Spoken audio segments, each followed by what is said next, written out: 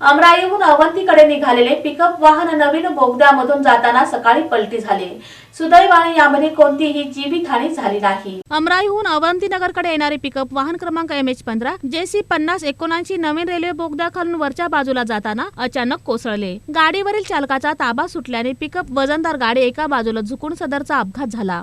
सुदैवाने यामध्ये कोणतीही जीवितहानी झाली नाही। दरम्यान सकाळी 8:45 वाजता सदरचे पिकअप वाहन अमराईहून अवंतीनगरकडे जात होते।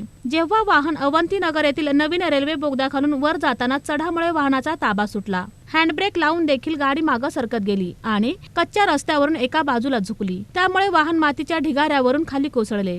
गाडीमध्ये ऑइल पेंटचे डबे भरले होते। सदरचे डबे एका दुकानांमध्ये उतरवण्यात येणार होते। लातूरहून गाडी सोलापूरकडे आली होती। सदरचे पिकअप वाहन अनलोड करण्यापूर्वीच या रस्त्यावर अपघात झाला। सदरच्या अपघातामध्ये सुदैवाने कोणतीही जीवितहानी झाली नाही, मात्र थोड्याफार प्रमाणामध्ये वित्तहानी झाल्याचे सांगण्यात आले।